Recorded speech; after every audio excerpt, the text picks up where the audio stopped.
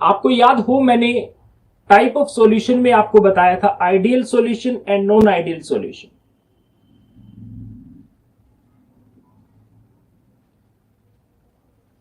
Solution के case में एक लॉ दिया गया था, रोल्स लॉ। लास्ट लेक्चर को आप ध्यान से सुनिएगा जिसमें मैंने उसकी डिटेल आपको समझाई थी। रोल्स लॉ को कोई भी सॉल्यूशन अगर ओबे करता है एट एवरी कंडीशन तो समझिएगा ऐसा सॉल्यूशन आइडियल सॉल्यूशन है। आप सोचिए कि मान लीजिए कि आपके लिए मान लीजिए एक कॉलेज है और वहां स्टूडेंट्स हैं और उन स्टूडेंट के लिए कुल रूल बनाए गए। अब जो रूल बनाए गए वो स्टूडेंट जो उन रूल को ओबे करे, फॉलो करते हो, ऐसे स्टूडेंट को क्या बोला जाए? That is ideal. It means ideal यहां किसको कहा जा रहा है कि सॉल्यूशन के लिए जो रूल बने होंगे अगर वो उन रूल को फॉलो करता है तो ऐसे सॉल्यूशन को आइडियल बोला जाएगा, और अगर वो फॉलो नहीं करता तो उसे नॉन आइडियल सॉल्यूशन बोला जाएगा। अब आइडियल सॉल्यूशन और नॉन आइडियल सॉल्यूशन आप रोल्स लॉ के बेस पे अगर छोड़ दें तो बॉन्डिंग के बेस पे देखें तो बॉन्डिंग वाला कंसेप्ट यहां आज बहुत ज्यादा जरूरी है, क्योंकि हम जब नॉन आइडियल सॉल्यूशन के टाइप पढ़ेंगे तब इस बॉन्डिंग की हमें फर्दर से बहुत ज्यादा जरूरत पड़ने वाली है। क्या है आज के इस टॉपिक में, ध्यान से देखिए। एक आइडियल सॉल्यूशन का एग्जांपल लीजिए आप, एक बेंजीन और एक टोलिन। मान लीजिए आपके पास दो सॉल्यूशन है। सपोज करिए एक मेजरिंग सिलेंडर है आपके पास और इस सिलेंडर में आपने बेंजीन ले रखा है। कितना? सपोज करिए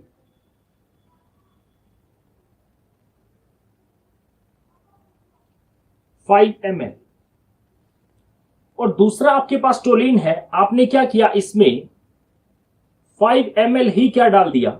टोलिन। आपके अकॉर्डिंग नया सॉल्यूशन कितना होना चाहिए? 10 ml, और ये नया सॉल्यूशन 10 ml ही हो, मतलब 5 ml पहले था, 5 ml बाद में, तो ऐसा सॉल्यूशन मतलब टोटल वॉल्यूम इनका कितना हो जाना चाहिए? दोनों का सम 5 + 5 दैट इज 10 ml। अगर ऐसा होता है इसका मतलब साफ है कि जैसे इनको मिक्स किया गया इनके वॉल्यूम में किसी टाइप का कोई चेंज नहीं आया। दोनों मान लीजिए जो है ये वाला सॉल्यूशन T टेम्परेचर पे है, ये भी सॉल्यूशन T पे। आपने जैसे मिक्स किया फाइनल टेम्परेचर भी सेम है। इसका मतलब क्लियर है कि इस दौरान जब आपने उसको मिक्स किया होगा एंथैल्पी चेंज नहीं हुई। ना ही तो मिक्सिंग के दौरान सॉल्यूशन गर्म हुआ और ना ही मिक्सिंग के दौरान सॉल्यूशन ठंडा हुआ। तो ऐसा अगर केस आपके पास है तो ऐसा सॉल्यूशन क्या है? ऐसा सॉल्यूशन आइडियल सॉल्यूशन है। ऐसा क्यों होता होगा? बेसिक लेवल पे जाएं तो देखिए क्या हुआ होगा। जब आपके पास बेंजीन है, बेंजीन को मान लीजिए मैंने बी से मान रखा है, तो एक बेंजीन जब दूसरे बेंजीन के कांटेक्ट में है तो वहां बी और बी के बीच में इंटरेक्शन है। वहां किस टाइप की इंटरेक्शन है? बी और बी के बीच में। और जो टोलिन है, टोलिन को टी, इसका मतलब वहां टी, तो वहां टोलिन के बीच में इंटरेक्शन है। लेकिन जैसे ही आपने दोनों सॉल्यूशन को मिक्स किया तो मिक्स करने के बाद एक बेंजीन का मॉलिक्यूल एक टोलिन के मॉलिक्यूल के कांटेक्ट में आया। तो जैसे इनको आपस में मिक्स करने के बाद ये नई बॉन्डिंग जनरेट हुई बी और टी। ये जो नया बॉन्ड बना है बी और टी के बीच में, हो सकता है इस बॉन्ड की जो स्ट्रेंथ है वो बिल्कुल वैसी ही है जैसी या तो बेंजीन बेंजीन के साथ थी और या फिर टोलिन टोलिन के साथ थी। यहां से एक बात क्लियर है कि मिक्सिंग के बाद जो पहले आपके पास कोई भी सॉल्यूशन आपने ले रखे थे उनमें जैसी इंटरेक्शन थी वैसे ही इंटरेक्शन अगर मिक्सिंग के बाद भी है तो मिक्सिंग के बाद इसका मतलब इंटरेक्शन में किसी टाइप का कोई चेंज नहीं आया। जैसी बॉन्डिंग पहले थी वैसी ही बॉन्डिंग अब है। तो ऐसे केस में इसका मतलब कोई नई बॉन्ड जनरेट वो नहीं हुए जिनके स्ट्रेंथ में कोई फर्क है। कोई वॉल्यूम में चेंज नहीं आया मिक्सिंग के दौरान, कोई एंथैल्पी में चेंज नहीं आया मिक्सिंग के दौरान। इसका मतलब पहले जितना वेपर प्रेशर होना चाहिए था अभी भी उतना ही वेपर प्रेशर उनका मिलेगा।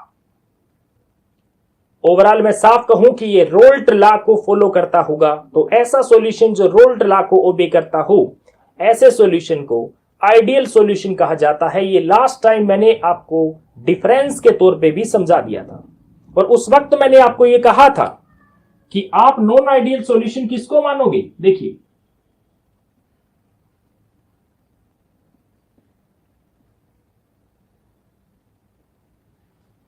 नॉन आइडियल सॉल्यूशन किसको मानो, जो सपोज करिए कि 5 ml और 5 ml आप चीज मिक्स करते हो और वो नया जो सॉल्यूशन आपके पास बने वो 10 ml ना हो। बात को ध्यान से सुनिए कि वो 10 ml आपके पास ना हो, कहने का मतलब पहली बात कि वो क्या ना ओबे करता हो, वो रोल्स लॉ को ओबे ना करता हो।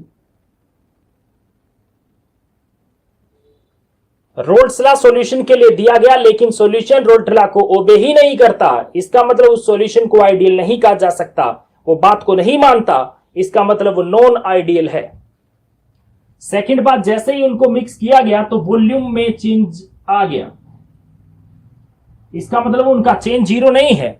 साफ क्लियर है कि सॉल्यूशन की मिक्सिंग के बाद उनका वॉल्यूम चेंज हो रहा है, तो यहां से दो बातें जनरेट होती है, या तो वॉल्यूम बढ़ रहा है और या वॉल्यूम कम हो रहा है। इसका मतलब 5 ml और 5 ml मिक्स करने के बाद नया सॉल्यूशन आपके पास 10 ml नहीं है, नया सॉल्यूशन या तो 10 ml से कम है और या 10 ml से ज्यादा है। मिक्सिंग के दौरान एंथैल्पी भी चेंज हो रही है। एंथैल्पी चेंज होना इस बात को रिप्रेजेंट करता है कि या तो सॉल्यूशन क्या हो रहा है, या तो सॉल्यूशन गर्म हो रहा है और या सॉल्यूशन क्या हो रहा है ठंडा, कि जैसे ही आपने मिक्स किया वहां से टेम्परेचर चेंज हुआ, या सॉल्यूशन ठंडा हो गया और या सॉल्यूशन गर्म हो गया। तो ऐसा केस भी आपके पास देखने को मिलेगा किसमें, नॉन आइडियल सॉल्यूशन के केस में। पर ऐसा क्यों होता है, अगर इसको समझूं, ऐसा इसलिए होता है क्योंकि जो नई इंटरेक्शन है सोलवेंट और सोल्यूट की, वो इंटरेक्शन इक्वल नहीं है किसके, सोलवेंट सोलवेंट के और सोल्यूट सोल्यूट के। इसका मतलब पहले जो बॉन्डिंग थी वैसी बॉन्डिंग अब मिक्स करने के बाद नहीं रही। हो सकता है मिक्स करने के बाद जो इनकी बॉन्डिंग है वो ज्यादा स्ट्रॉन्ग हो गई हो, और यह भी हो सकता है कि मिक्स करने के बाद अब जो नया बॉन्ड बना है उसकी स्ट्रेंथ पहले वाले बॉन्ड के कंपैरिजन में कम हो, यह भी पॉसिबिलिटी है। तो ऐसे सॉल्यूशन को क्या कहा जाएगा, नॉन आइडियल सॉल्यूशन माना जाएगा। आज के हमारे लेक्चर में नॉन आइडियल सॉल्यूशन के फर्दर कितने टाइप होते हैं, क्या उनका एनर्जी, क्या उनका ग्राफ आएगा, उनके वेपर प्रेशर का, उनके कंपोजिशन का क्या ग्राफ आएगा, इसको हमने डिस्कस करना है। ध्यान से देखिए, तो पहले तो आपको मैंने ये चीज समझाई कि सॉल्यूशन नॉन आइडियल क्या होता है, तो बात ही पहले नॉन आइडियल सॉल्यूशन की थी, और अब नॉन आइडियल सॉल्यूशन फर्दर कितने टाइप के होते हैं ये हम डिस्कस करने वाले हैं। ओके,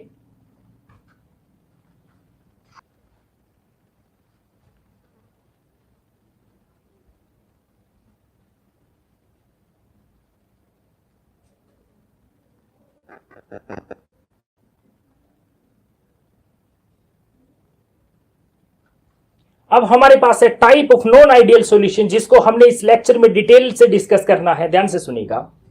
अब देखिए टाइप ऑफ नॉन आइडियल का क्या मतलब है। यहां पे अभी हमने देखा कि हमने कहा कि जो रोल्ट लॉ से डेविएट हो जाए, जो रोल्ट लॉ को ओबे ना करे, वो नॉन आइडियल। अब पॉसिबिलिटी तो दो है, बॉन्डिंग के बेस पे देखिए, मैंने अभी आपको कहा, देखिए एक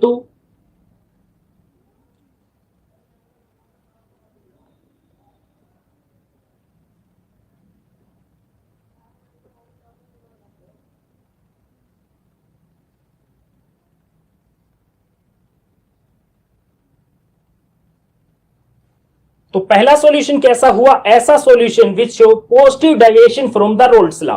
क्या मतलब है, ध्यान से देखिए, मैंने आपको कहा कि ऐसा सॉल्यूशन जो रोल्ट लॉ को ओबे ना करे। ये बात ठीक है कि ये रोल्ट लॉ को ओबे नहीं करेगा, लेकिन वॉल्यूम जो चेंज है वो पॉजिटिव आ रहा है। पॉजिटिव का यहां क्या मतलब है कि वॉल्यूम इंक्रीज हो रहा है, कि मिक्सिंग के दौरान जैसे ही आपने सोल्यूट और सोलवेंट को मिक्स किया तो मिक्सिंग के दौरान इसका वॉल्यूम बढ़ रहा है। तो इसका मतलब ये सॉल्यूशन पॉजिटिव डेविएशन शो करता होगा। पॉजिटिव से आप सीधा देखिए कि वॉल्यूम पॉजिटिव है, पॉजिटिव मतलब इंक्रीज। क्या हुआ होगा इसका एग्जांपल देखिए। मान लीजिए आपके पास क्या है, वाटर, और आपने उसमें मिक्स क्या करना है, इथेनॉल।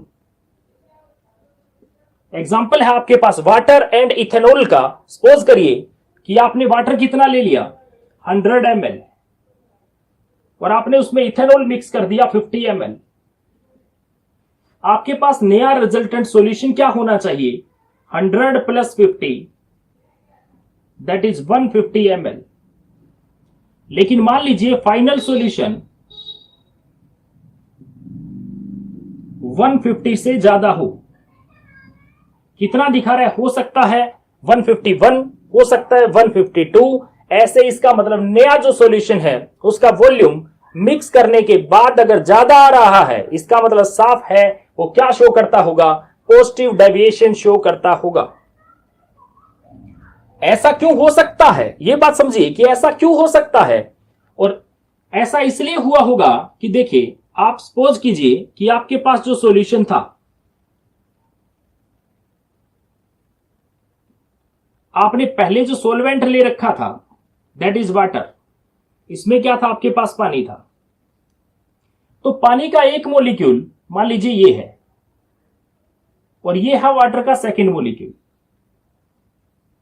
हो सकता है इनके बीच में हाइड्रोजन बॉन्डिंग थी, मतलब ये क्या हुआ, ए का बॉन्ड हुआ। ए इसका मतलब किसके साथ अटैच है, ए के साथ। और आपने क्या कर दिया, इसमें मिक्स क्या कर दिया, इथेनॉल।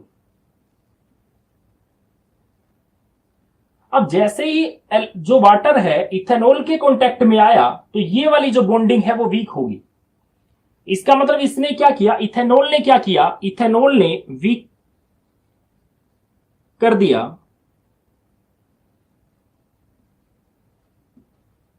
हाइड्रोजन बॉन्डिंग को वाटर। देखिए, पानी के अंदर जो हाइड्रोजन बॉन्डिंग थी उसको इसने क्या कर दिया, वीक कर दिया। तो मैं क्या मानूं, मैं ये मानूं कि जो नई इंटरेक्शन थी, नई इंटरेक्शन यहां ए बी को कहा जा रहा है, A B is the new interaction. Clear, कि जो नई इंटरेक्शन है वो क्या है, वीकर देन, वो वीक है किससे, weaker than A and B B. तो नई इंटरेक्शन पहले वाले से वीक होने की वजह से क्या हुआ, ये बात ध्यान से समझिए। मान लीजिए आपके पास जो सॉल्यूशन है इतना वॉल्यूम उसके पास है, वाटर के मॉलिक्यूल के साथ इतने डिस्टेंस पे है क्योंकि उनके बीच में सपोज करिए कोई बॉन्ड है, लेकिन इथेनॉल की आने की वजह से ये पहले वाला बॉन्ड वीक हो जाता है। वीक का मतलब इनके बीच का गैप बढ़ जाता है। वीक का मतलब बॉन्ड की स्ट्रेंथ अगर घटेगी तो बॉन्ड की लेंथ बढ़ेगी। बॉन्ड की लेंथ बढ़ने का मतलब ये दोनों वाटर के मॉलिक्यूल एक दूसरे से थोड़ा दूर हुए। दूर होने का मतलब क्या हुआ कि इसका वॉल्यूम राइज हुआ। देख सकते हो आप, वॉल्यूम राइज हुआ क्योंकि स्ट्रेंथ जो है वो कम हो रही है। तो ऐसे केस में अगर मान लीजिए नई इंटरेक्शन पहली वाली इंटरेक्शन से वीक होती है तो ऐसे केस के अंदर क्या होता है, नया जो सॉल्यूशन आपके पास बनेगा उस सॉल्यूशन का वॉल्यूम क्या होगा, इंडिविजुअल सॉल्यूशन के जो रिजल्टेंट सम है उससे ज्यादा आएगा। मैं यूं कहूं कि मिक्सिंग के दौरान, सोल्यूट और सॉल्वेंट की मिक्सिंग के दौरान क्या होगा, नया जो सॉल्यूशन बनेगा उसका डेल्टा वी मिक्सिंग जो होगा वो पॉजिटिव आएगा। इसका मतलब वो वैल्यू बढ़ेगी। ये बात आपको याद रखनी है। आप ध्यान से समझिए हुआ क्या है, नई इंटरेक्शन वीक होने से क्या हुआ, देखिए उसकी खुद की कुछ एनर्जी कम होगी। खुद की एनर्जी कम क्यों होगी कि नई जो उनके बॉन्ड को वीक करना पड़ा होगा। आज कोई भी एक बॉन्ड जितना ज्यादा टाइटली स्ट्रॉन्ग होता है तो हीट रिलीज होती है, और जब कोई बॉन्ड वीक होता है इसका मतलब खुद उसकी इंटरनल एनर्जी कंज्यूम हो चुकी है उसके बॉन्ड को वीक करने में। तो बॉन्ड जैसे ही वीक हुआ उसकी खुद की एनर्जी कुछ घट गई। जब किसी सिस्टम की इंटरनल एनर्जी कम होगी तो उसका टेम्परेचर भी कम होगा। ओवरऑल साफ क्लियर हुआ कि ऐसा सॉल्यूशन ठंडा हो जाएगा। बात को समझिए। तो सेकंड कंडीशन, अगर कंडीशन आप क्या बता रहे हैं, एक वॉल्यूम के केस में, सेकंड आप एंथैल्पी के केस में अगर बताएं तो ऐसे सॉल्यूशन की डेल्टा एच मिक्सिंग भी क्या होगा, पॉजिटिव आएगा। मतलब ये एंडोथर्मिक हुई, इसका खुद का टेम्परेचर क्या होगा, डाउन होगा, तभी तो ये बाहर से हीट लेगा। इसका मतलब क्लियर है कि इस बॉन्ड को, जो नया बॉन्ड हमने कहा कि वीक हुआ, तो उस बॉन्ड को जो वीकेंड हुआ तो वीक करने के लिए कुछ एनर्जी इसकी कंज्यूम हो चुकी होगी, और जो एनर्जी इसकी कंज्यूम हुई है उसकी वजह से इसकी इंटरनल एनर्जी कम हुई, और इंटरनल एनर्जी कम होने से इसका टेम्परेचर डाउन हुआ। ये बात क्लियर? तो इसका डेल्टा एच क्या आएगा? डेल्टा एच इसका पॉजिटिव आएगा। क्लियर? ऐसे केस में आप ध्यान से, ये तो बात क्लियर हो ही ली कि वो किसको ओबे नहीं करता, रोल्ट लॉ को ओबे नहीं करता, तभी तो डेल्टा वी और डेल्टा एच जीरो नहीं है, तभी तो इंटरेक्शन पहली वाली जैसी नहीं है। ठीक है, अब आप और बात देखिए। अब मान लीजिए मैं बात करता हूं वेपर प्रेशर की, वेपर प्रेशर की। अभी हमने कहा कि नई इंटरेक्शन वीक हो चुकी है, तो वीक हो चुकी है इसका मतलब जो मॉलिक्यूल्स है इजीली इवेपोरेट हो सकते हैं, इजीली वेपर बनाएंगे। इसका मतलब कि एक पर्टिकुलर टेम्परेचर पे ज्यादा वेपर बनेंगे। अब वेपर्स का अमाउंट ज्यादा होगा तो वेपर प्रेशर भी ज्यादा होगा। तो जितना नॉर्मल वेपर प्रेशर आना चाहिए था, तो मिक्स करने के बाद उससे ज्यादा वेपर प्रेशर आएगा। तो इसकी बात करूं तो वेपर प्रेशर देखिए रिजल्टेंट का किसके बराबर आना चाहिए? जो वेपर प्रेशर इसका था और वेपर प्रेशर जो इसका था, देखिए नया जो इंटरेक्शन है वेपर प्रेशर सॉल्यूशन का क्या आना चाहिए? इक्वल नहीं आना चाहिए। देखिए वो किसके इक्वल होना चाहिए? टोटल प्रेशर हम क्या मानते हैं सॉल्यूशन का? प्रेशर हम मानते हैं ए के प्रेशर और बी के प्रेशर के इक्वल। यही बात तो मानते हैं रोल्ट लॉ के अकॉर्डिंग। लेकिन ये किसके इक्वल होता है? P A naught X A and this is equal to P B note X B. ये अगर इक्वल आ जाए तो क्या है? तो ये आइडियल सॉल्यूशन हुआ ना। अब मैं क्या कह रहा हूं कि ये जो वैल्यू आएगी वो ज्यादा आएगी, मतलब जितना इसका वेपर प्रेशर आना चाहिए उससे ज्यादा आएगा। तो ऐसे केस में ज्यादा क्यों आएगा? ये बात आपको इंटरेक्शन के बेस पे समझा चुका हूं, क्योंकि नई इंटरेक्शन वीक है तो आसानी से मॉलिक्यूल क्या होंगे? उड़ जाएंगे, आसानी से वेपर में कन्वर्ट हो जाएंगे। वेपर का अमाउंट ज्यादा होगा, अमाउंट ज्यादा होने से उनका प्रेशर ज्यादा होगा जितना होना चाहिए था।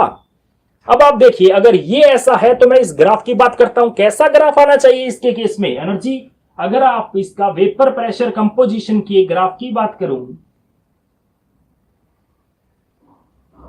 ये देखिए इस साइड मेरे पास क्या है? इस साइड मेरे पास है कंपोजिशन,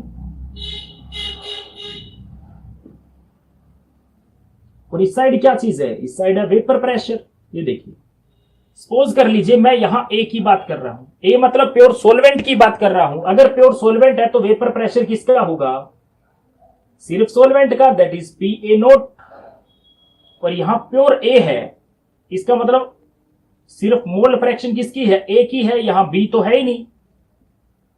ये देखिए, अब मैं जैसे जैसे इसमें बी ऐड करता जाऊं, सोल्यूट ऐड करता जाऊं, तो याद होगा वेपर प्रेशर क्या होगा? ए का कम होने लग जाएगा। ए का जब अमाउंट ही घटेगा तो उसका वेपर प्रेशर भी कम होगा। तो आइडियल सॉल्यूशन के अकॉर्डिंग क्या होना चाहिए?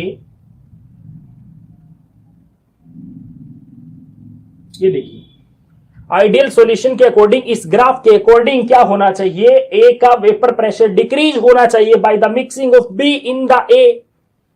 ऐसे ही आप जस्ट इसका अपोजिट चलिए, ये वो जगह है जहां ए नहीं है और यहां सिर्फ प्योर बी है। मान लीजिए इथेनॉल है, तो अकेला प्रेशर किसका होना चाहिए? इथेनॉल का। तो इथेनॉल का मान लीजिए प्रेशर सपोज करिए ये है, तो यहां क्या है? Only pressure of B. अब जैसे जैसे इथेनॉल में पानी मिलाया जाएगा, वाटर मिक्स आप करोगे, तो इथेनॉल के वेपर का प्रेशर तो कम होगा। तो इसके अकॉर्डिंग अगर मैं बात करूं तो देखिए, ये देखिए, तो ग्राफ कैसा आना चाहिए? ग्राफ आएगा ऐसा। ये बात क्लियर? और इन दोनों की किसी भी एक पर्टिकुलर कंपोजिशन के ऊपर कि इतने परसेंट ये इतने परसेंट मिक्स है, तो कैसा आना चाहिए? तो आएगा ऐसा। लेकिन मैंने डॉट क्यों लगाई? ये तो आइडियल सॉल्यूशन के अकॉर्डिंग होना चाहिए ना। लेकिन मैंने क्या कहा कि इन दोनों को मिक्स करने के बाद नई बॉन्डिंग वीक है, और वीक होने की वजह से क्या हो रहा है? ज्यादा वेपर बन रहे हैं, तो ज्यादा वेपर प्रेशर होगा। देखिए, तो क्या होना चाहिए? ऐसा ग्राफ आना चाहिए, लेकिन इससे ज्यादा आ रहा है। आप देख सकते हैं इससे क्या आ रहा है? इससे ज्यादा वैल्यू इसकी आ रही है।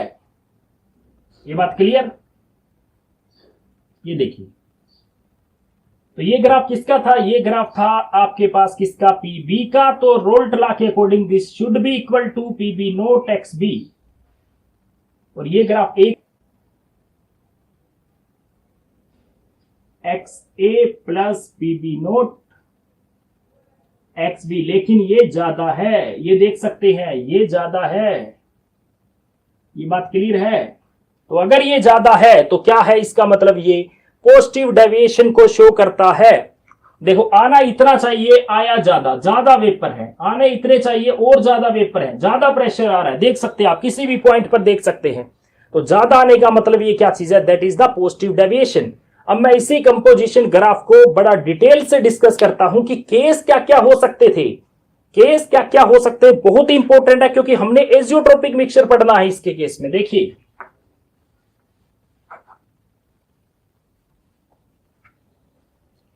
अब देखिए, मान लीजिए वो ग्राफ जो था आपके पास, इस ग्राफ के अकॉर्डिंग वो ग्राफ आप, क्योंकि मैं ज्यादा उसमें डिटेल नहीं लिख पा रहा था, अब यहां आइए, सेम ग्राफ इधर कंसीडर कर लीजिए। मान लीजिए ये ए है और ये बी है। इस बार स्पेस मेरे पास ज्यादा, देखिए ध्यान से सुनिए, क्या होना चाहिए, ऐसे ग्राफ आए, देखिए दैट इज पॉजिटिव, ऐसे नॉर्मल ग्राफ ऐसा आता है, ऐसे। मैं इन दोनों को इंडिविजुअल की बात करूं तो ये रहा,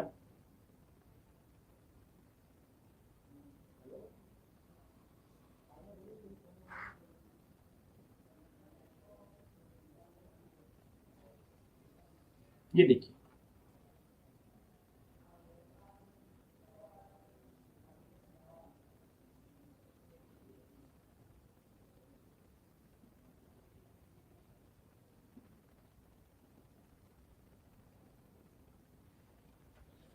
तो सोचो कि उसमें इसमें क्या फर्क है सर, आपने तो वही दोबारा बना दिया। बिल्कुल नहीं बनाया, ध्यान से देखिए, बिल्कुल नहीं। क्यों नहीं, आप इसमें देखिए, आप इसको फोकस कीजिए, कोई भी प्रेशर किसी भी एक पर्टिकुलर कंपोजिशन के ऊपर, देखिए क्या डिफरेंस है दोनों ग्राफ में। शेप जरूर एक जैसी लग रही है, क्या डिफरेंस है ध्यान से देखिए।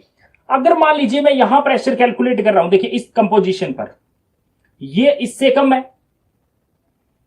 यहां देखूं तो ये इससे कम है, यहां देखूं फिर भी कम है, ये देखिए। लेकिन आप इस साइड आइए, अगर मान लीजिए यहां देखिए, जहां आना चाहिए उससे ज्यादा ऊपर गया ग्राफ, यहां देखिए ऊपर गया ग्राफ, ये देखिए क्या फर्क हुआ, ऐसे बनाने में ऐसे बनाने में बहुत फर्क हुआ। कैसे, इसका मतलब इसमें तो कभी भी आप प्रेशर निकालोगे इन बिटवीन दीज टू, बात से सुनिए आपको, क्योंकि पहले मैंने कहा था कि सोल्यूट के मिक्स होने से क्या हो जाएगा, वेपर प्रेशर तो घटेगा घटेगा, और आपने इसमें क्या कर दिया, ज्यादा कर दिया।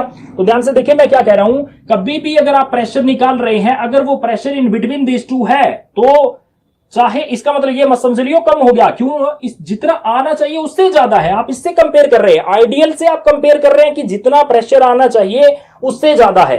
लेकिन ग्राफ के टाइप देख सकते हैं, ग्राफ अलग अलग है भाई, अलग अलग कैसे, ये देखिए आप ग्राफ, इसमें तो आप कभी भी प्रेशर निकाल लीजिए, प्रेशर ऑलवेज इन दोनों के इन बिटवीन मिलेगा। लेकिन इसकी बात करें भैया, नहीं है, इसमें क्या है, वेपर प्रेशर एक टाइम आया जब बढ़ गया, मैक्सिमम होगा, किसी पॉइंट पे तो मैक्सिमम हुआ ना, ये देख सकते हैं, किसी पॉइंट पे तो मैक्सिमम हुआ ना। तो वो क्या चीज है, ये अलग ग्राफ है, ये अलग ग्राफ है, ध्यान से सुनिए, ये अलग ग्राफ है, ये अलग ग्राफ है, दोनों में क्या फर्क हुआ फिर, ऐसा कब आएगा सर, ऐसा कब आएगा। आपने एक नाम सुना होगा, एजियोट्रोपिक मिक्सचर या एजियोट्रोप्स, यस, एजियोट्रोपिक मिक्सचर और एजियोट्रोप्स। एजियोट्रोपिक मिक्सचर ऐसा होता है जो कंप्लीटली मिक्सिबल होता है,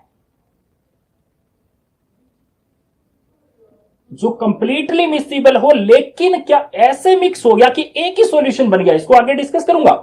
लेकिन ये ऐसा नहीं है, ये बिल्कुल दो आइडेंटिटी रहेगी, ऑलवेज मिक्सिंग के बाद किसी कंपोजिशन पर देख लीजिए दो इंडिविजुअल आइडेंटिटी रहेगी, और इसमें दो आइडेंटिटी की बजाय वो सिंगल आइडेंटिटी में कन्वर्ट हो चुका है, सिंगल आइडेंटिटी में। तो ये अलग चीज है जो इसकी बात कर रहे हैं, जो ग्राफ ऊपर चला गया ये अलग चीज है बिल्कुल। हम जो यहां नॉर्मल ग्राफ की बात करते हैं वो ये ग्राफ होता है।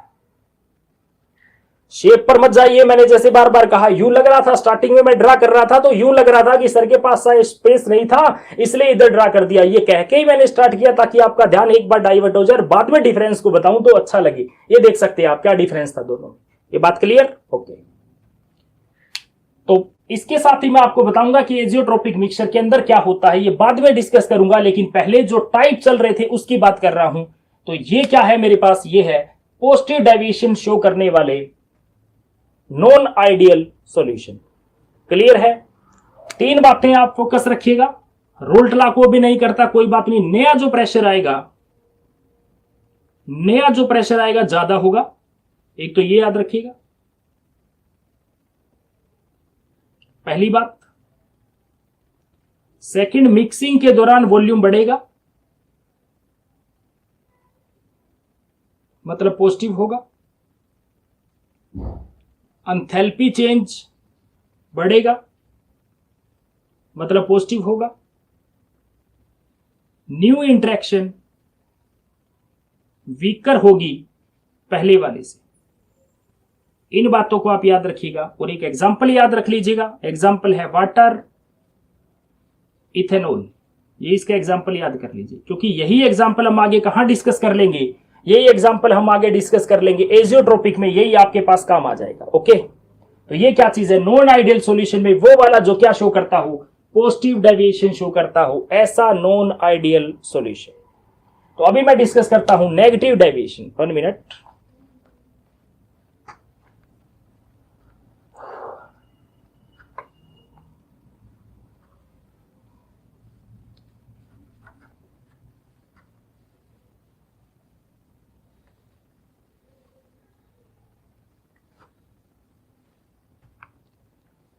ऐसा सॉल्यूशन जो क्या शो करे, नेगेटिव डेविएशन शो करे।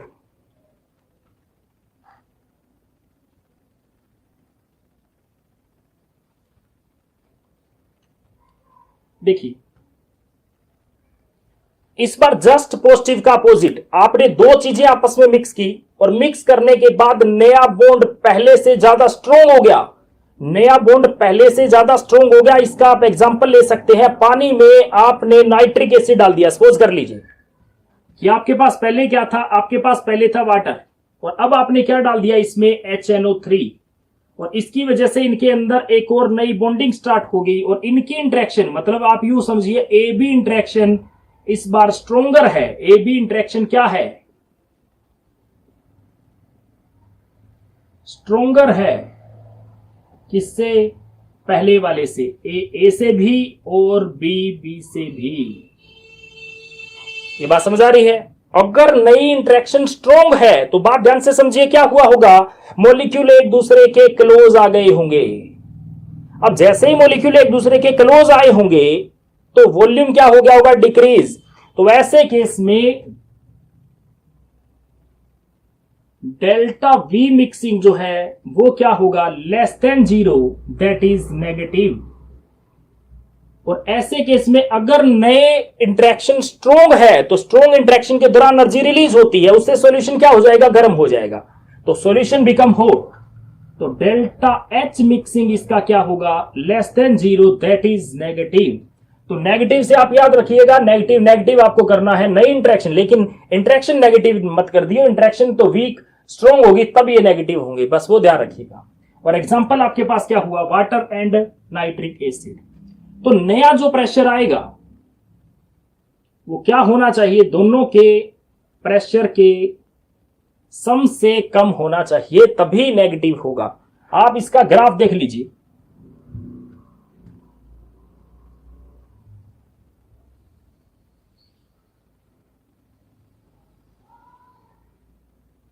ये मान लीजिए आपके पास A है, यहां प्योर A है, तो प्रेशर किसका होगा, सिर्फ A का। B यहां पे नहीं है, मतलब आपने सोल्यूट मिक्स नहीं कर रखा, तो प्रेशर सिर्फ किसका है, A का। और यहां सिर्फ कौन है, आपके पास B है, तो प्रेशर किसका होगा, प्योर B का, क्योंकि यहां आपने A मिक्स नहीं कर रखा, आपके पास सिर्फ और सिर्फ क्या है, सिर्फ B है, तो B का प्रेशर होगा। तो आइडियल सॉल्यूशन के अकॉर्डिंग ग्राफ कैसा होना चाहिए, ऐसा।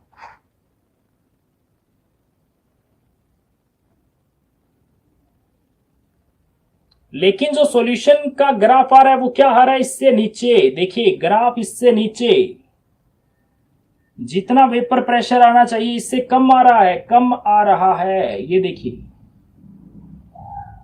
तो ऐसा ग्राफ क्या है, इसका मतलब नया जो प्रेशर है वो कम है पहले से। अगर कम है तो ये क्या चीज है, that is the negative deviation. इसका रीजन आपके सामने पड़ा है डिटेल, पिछले वाले के जस्ट अपोजिट। अभी जो बात चल रही है वो ये, मैंने आपको अभी इन बिटवीन कहा एजियोट्रोपिक मिक्सचर।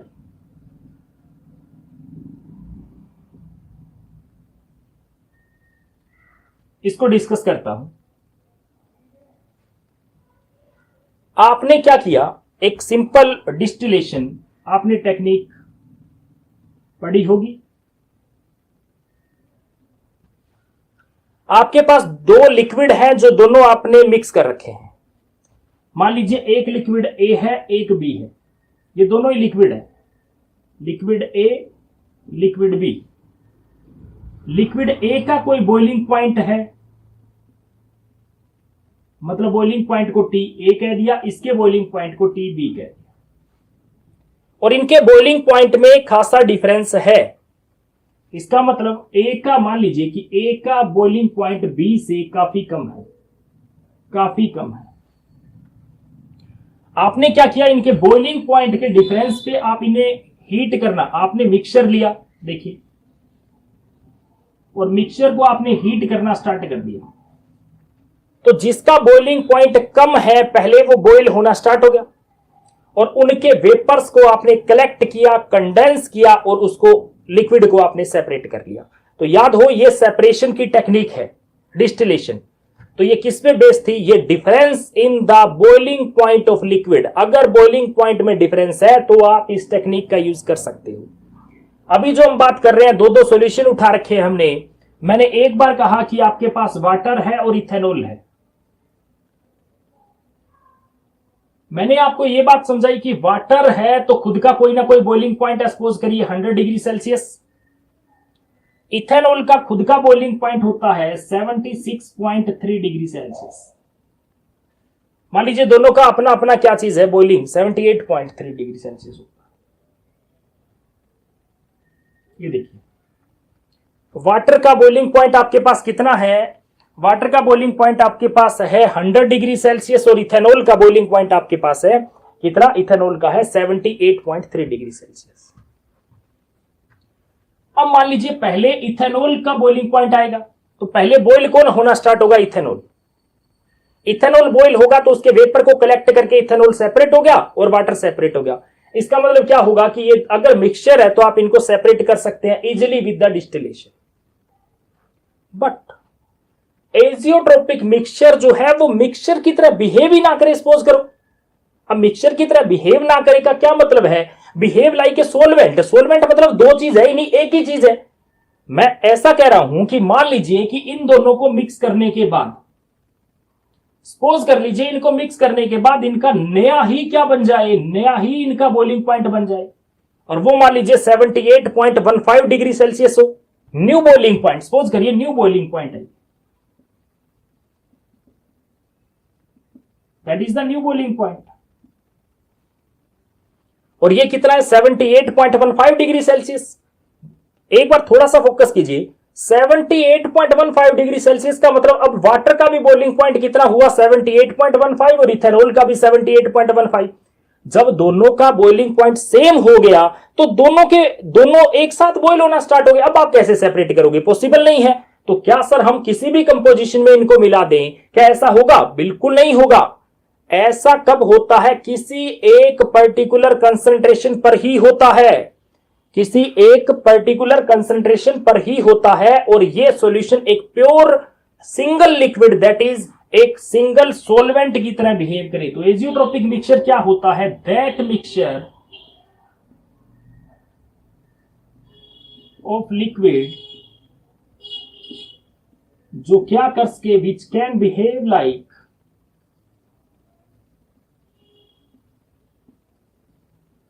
A pure solvent. मतलब एक ही चीज है, दो है ही नहीं, दो है ही नहीं वहां पर। दैट इज उसके पास क्या हो, have a single boiling point. उसका एक बॉइलिंग पॉइंट बन जाए, दो ना रहे। दो ना रहे का मतलब देखिए, अगर दोनों चीज मिक्स होती तो इसका अलग बॉइलिंग पॉइंट होता, इसका अलग होता। लेकिन अब कुछ ऐसा हो गया कि नया बॉइलिंग पॉइंट एक ही आ गया, उसी पे ये भी बॉईल कर रहा है, उसी पे ये भी बॉईल कर रहा है। अगर ऐसी कंडीशन आ जाती है तो ऐसे मिक्सचर को एजियोट्रोपिक मिक्सचर बोला जाता है।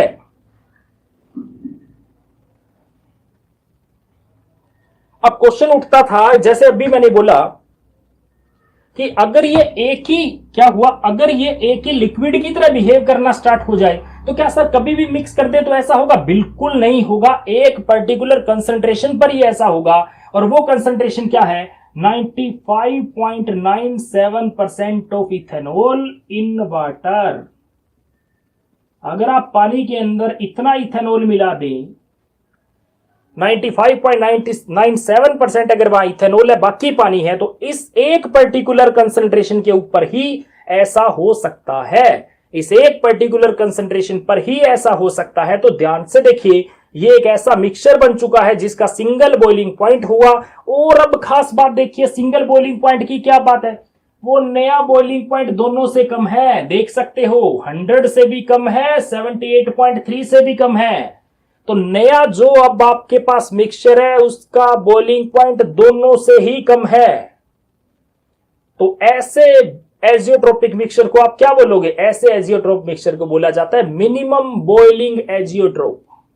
So that type of mixture is minimum boiling azeotropes. मतलब इस तरीके से आपने मिक्स कर दिया कि नया जो सॉल्यूशन बना उसका बॉइलिंग पॉइंट मिनिमम हो चुका है, दोनों से ही कम हो चुका है। That is minimum boiling azeotrope. इसका मैं ग्राफ समझा देता हूं।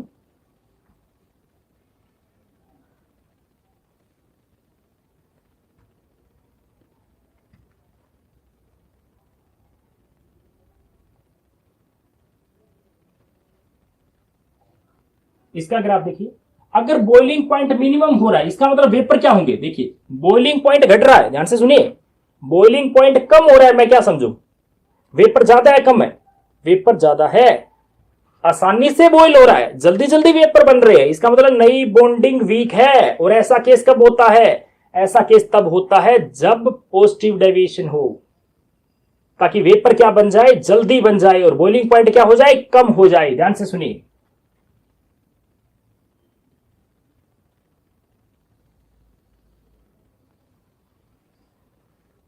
ये मान लीजिए आपके पास ए था जिसको आपने पी ए नोट माना था, और यहां क्या था? B, that is P B note.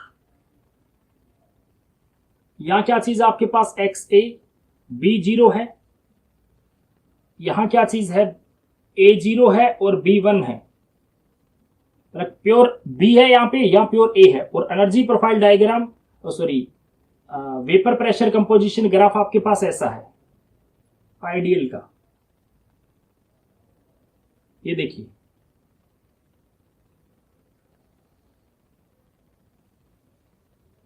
अब बात ध्यान से देखिए, मैंने कैसे बनाया, मैंने कुछ यहां, मुझे बी क्या चाहिए? बी चाहिए 95.7%, मतलब बी की तरफ आएगा, लगभग सारा बी बी हो, ये देखिए। तो इस साइड ग्राफ आएगा, तो मैं ग्राफ कुछ ऐसा बना, देखिए ये देखिए, मान लीजिए ऐसा ग्राफ हुआ। तो ये वाला पॉइंट देखिए जहां हाईएस्ट क्या है? वेपर प्रेशर है, देखिए हाईएस्ट वेपर प्रेशर।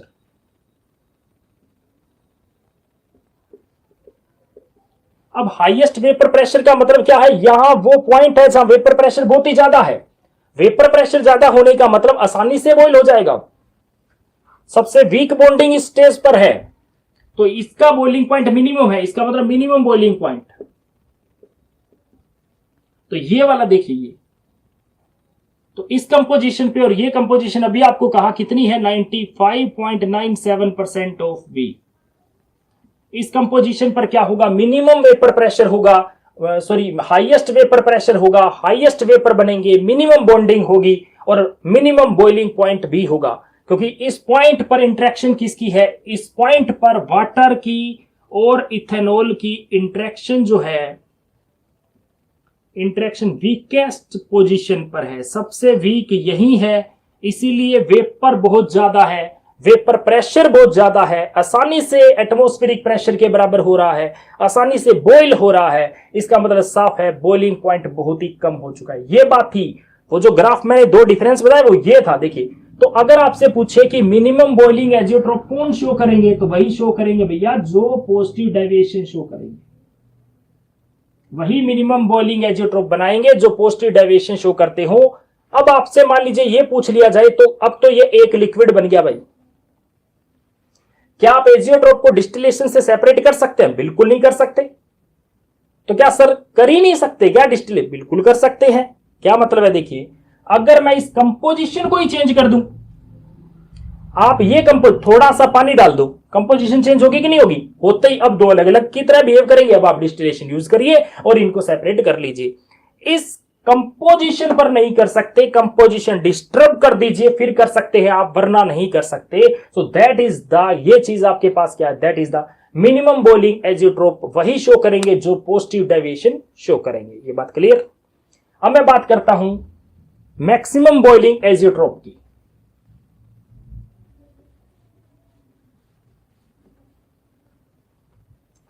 ये मेरे पास पहला टाइप था, कौन सा? Minimum boiling. और अब मेरे पास कौन सा है? Maximum boiling azeotrope.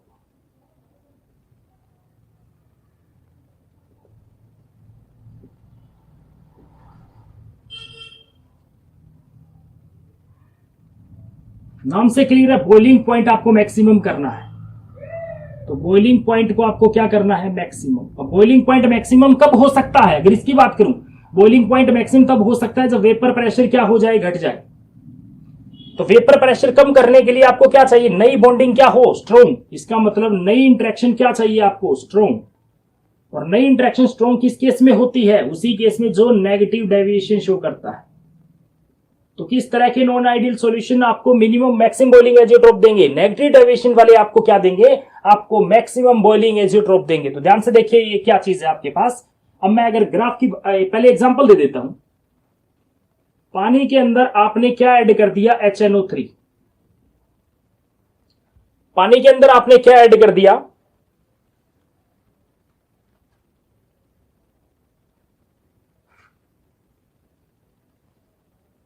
HNO3। देखिए, तो वाटर का बॉइलिंग पॉइंट क्या है आपके पास? 100 डिग्री सेल्सियस। HNO3 का बॉइलिंग पॉइंट आपके पास 86 डिग्री सेल्सियस। अब आपने इन दोनों को इस तरीके से कॉम्बिनेशन में मिक्स किया कि वो कॉम्बिनेशन क्या है? वो that is the 68% of HNO3। आपने इस तरीके से मिक्स किया, कितना? That is the 68% of HNO3। और क्या हुआ इस वक्त? टेम्परेचर कितना हुआ? 120 डिग्री सेल्सियस।